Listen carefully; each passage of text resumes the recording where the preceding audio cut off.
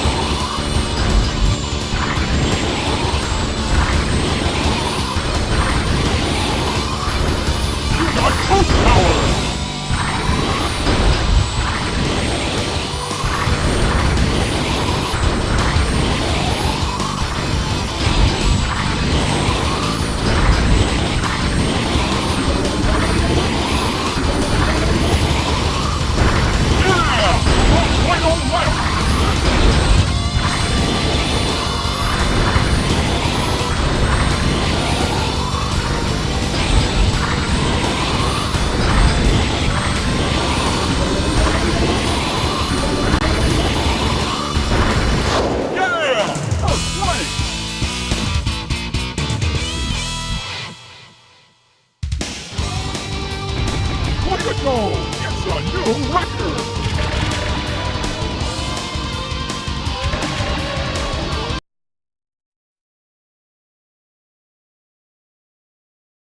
Red Canyon is a very cool and interesting track. There are many jumps on this track, so you have to pick a ship that is good at jumping and floating, like the Twin Orita. There are also many slopes on this track, especially after the jumps. So, because you have to accelerate many times on these slopes, it's good to pick a ship with a fast acceleration like the Twin Orita and put your settings relatively close to acceleration. In this strategy, I choose settings +3 from the middle. The key to getting great times in Red Canyon is to take the maximum advantage of all the jumps. You do this by driving off the track at some high point the nose of the ship gradually down, keep a steady diving angle, and then right before landing, pull up on the ship to land parallel to the road. There are many slopes on this track, so it is pretty tricky to do this well.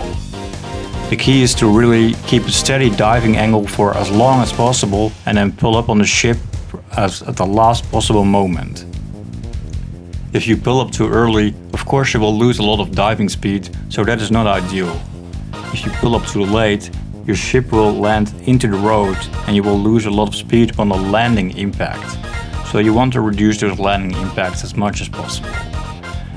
What angle you should be aiming for when you're diving is to keep the maximum amount of distance while gaining the most amount of speed. To find that optimum, it depends on the jump, it also depends on your takeoff speed. So, to find what are good diving angles, watch this video closely, watch other videos, and of course practice. Experiment with it and you will find the optimal angles as you go. Of course, the principles of efficient driving apply here as well. Keep straight lines as much as you can. On the cornering, try the side attack first and then steer into the corner to preserve the most amount of speed. The really fast times on this track will be done by the players who can preserve the most amount of speed from all the jumps and carry that speed through the whole track. On the opening lap, be sure to catch all the dash plays as those will really help you preserve your speed. On the final section of the track there's a refiller, and on the opening lap you should not have lost any energy in the ideal scenario, so you can just ignore the refill strips on the opener and go for the dash plays in the middle of the track. On each jump again, try to do the optimal diving angle and pull up the ship. Pulling up the ship can save you several seconds if you do it well. In the boost laps, you should have enough energy to keep on boosting all the way through the rest of the race. Just keep on boosting and catch all the dash plays as well. Of course, the same principles apply as for efficient driving and doing the jumps optimally. You will be going a lot faster, so it can be tricky to do those jumps well. But if you practice, surely you can do it. Keep on boosting all the way. An interesting point is the end of the race, because the Twin Arita is an A-class boost and dash plates always give a C-class boost. Boosting manually with the Twin Arita is faster. So in the refill strip, just stay in the refiller and ignore the dash plates on that section of road. In the final lap, you may very well have some extra energy to spare, so you can skip one or two dash plates intentionally because the manual boost is faster. Red Canyon is a fantastic track. The Staff Ghost is pretty poor on this one, so have fun with this strategy and good luck.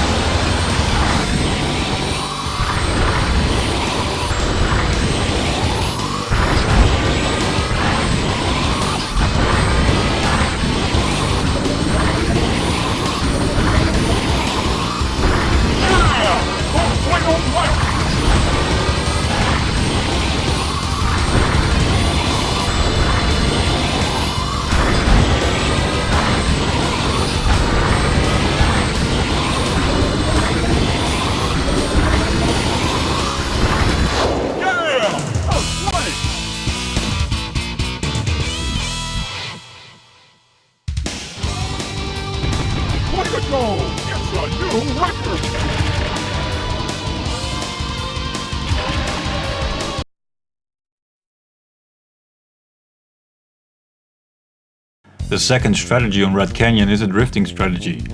The Staff Ghost also uses the Hellhawk for drifting, so it's a very good idea to do the same thing. You will be able to save a few seconds by just drifting optimally. Start out by drifting around the first left corner and extend the drift into the rail if you want to do that. Save a little bit of extra time. For the jumps in this strategy, just keep it simple. Do the same air management as you did in the first strategy. Point the nose of the ship down gradually and lift back up parallel to the road when you land. Especially on the sections where you land on an uphill part of the track, it is key to make the ship parallel to the road again, to reduce the landing impact.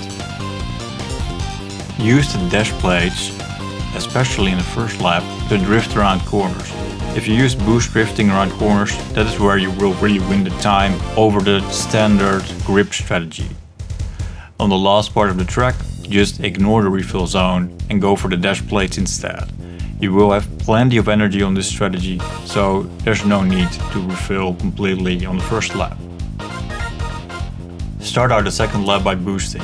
Just like the first strategy, you will have plenty of energy, so you can just keep on boosting all the way through lap 2 and 3 until you finish the race. Do catch all the dash plates on your way though, because you do not have enough energy to skip them all. When you land from the first jump, do a side attack and extend that into a drift that you keep on going for as long and as wide as possible over the track to catch the maximum amount of speed from drifting. On the section on the uphill parts again, keep on boosting and level the ship parallel to the road. On the jumps you have to find a balance for the maximum distance and a good enough angle so you actually accelerate downwards when you land back on the track. You can use side attacks to force the ship into a drifting angle to do an angle drift and keep the drifts going for as wide as possible around corners. But do try to go around the apex of corners so you catch the absolute inside of it. On the last part of the track, just keep on boosting through the refill strips and ignore the dash plates there. The manual boost of the Hellhawk is an A-class boost, so it's better than the C-class boost that the dash plates would give you.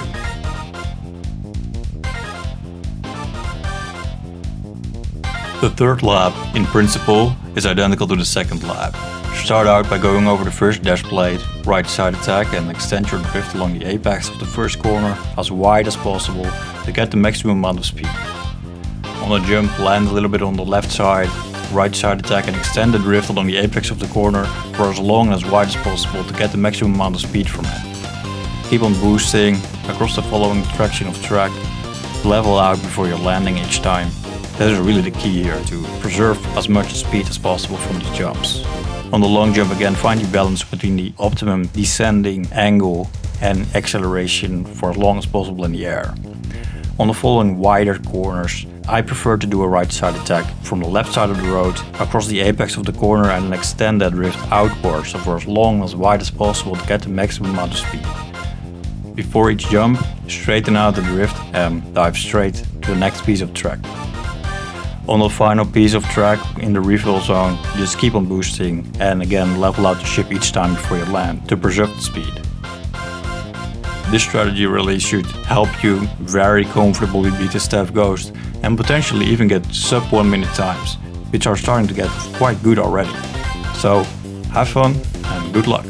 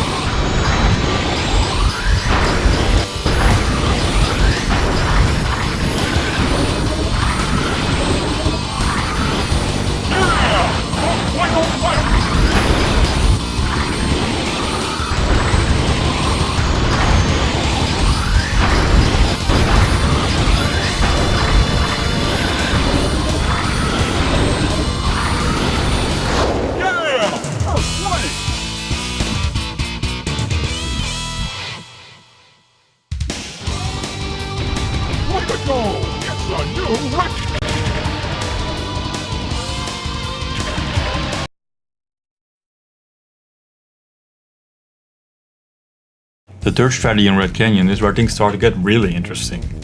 I like to start out by doing a left drift over the first dash plate and bounce into the wall and then drift into the corner, so you end up much further on the right side than you would normally do on the previous strategy. Then switch drift to a right drift and then drift to the edge of the track. Move the control stick to the upright position to point the nose in a down right position, ready for a double tap dive Z to the left back to the track below. Mash the Z button once your position is right and try to land in the inside of the track below you at a good speed. The further you drift out to the right in the air, the more speed you will be able to get from this dive, but the more risky it will become. On the piece of road right before the big jump, drive over the dash plate and do a long air drift to the left to point the nose of your ship down left and position the ship in a good spot for a double tap dive R to the track. Once your position is right, mash the R button and hold up on the control stick or slightly up right to dive back to the track. Use some side attacks to make it to the next corner and immediately do a long drift to the right to point the nose of the ship down right and position the ship to the right of the track so you can dive to the left with a double tap dive Z to land back onto it. The more extreme your angles are of your positioning in the air, the more speed you will be able to get from these dives. But of course, also the more risk you will be taking. So the more extreme your preparation is in these dives, the more speed you will be getting from these dives. And that is also speed that you can carry along in preparation for the next dive. This is a little bit like a chain reaction. And the more risk you will be taking, the more your reward will be potentially. But of course, the landing can be tricky. Ideally, you will just be able to barely land on these tracks to get the maximum for your dives.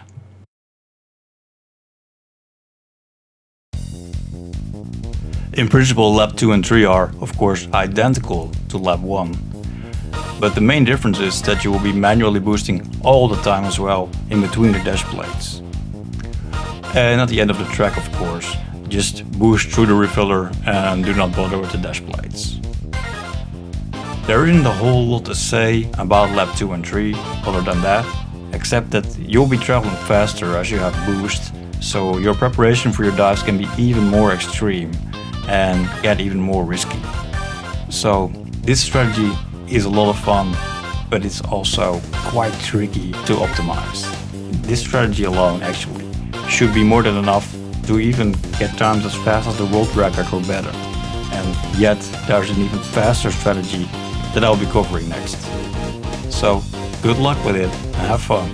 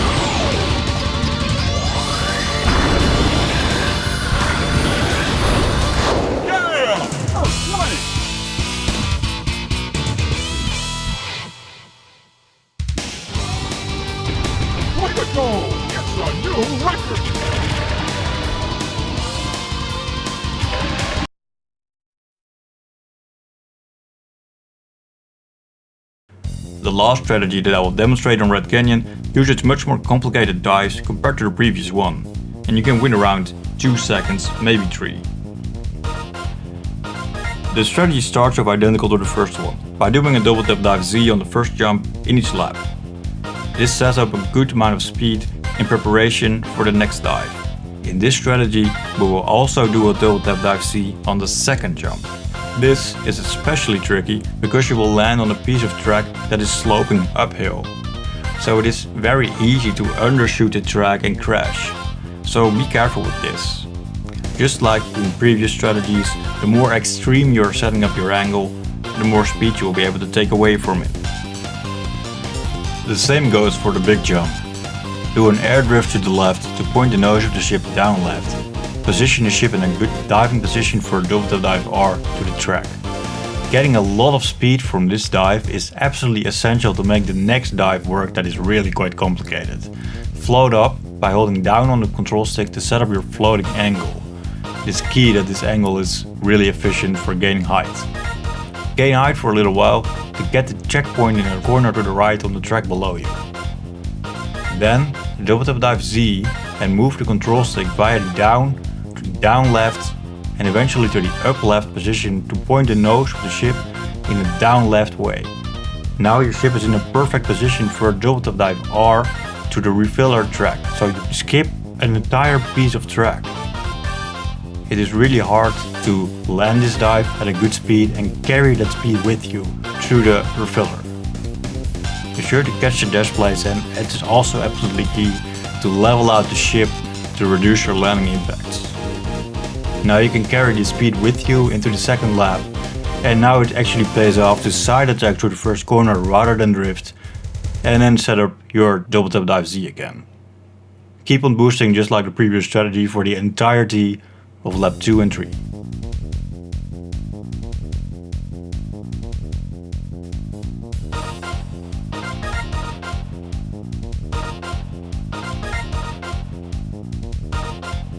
Again, on the big jump, set up your dive so you can get a massive amount of speed from it.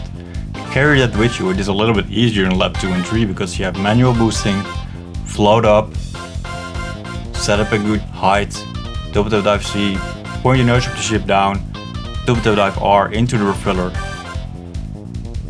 And in lap 2 you can actually go so fast that it pays off to skip the next piece of track with refiller on it to reduce your landing impact so you can carry more speed with you into the final lap.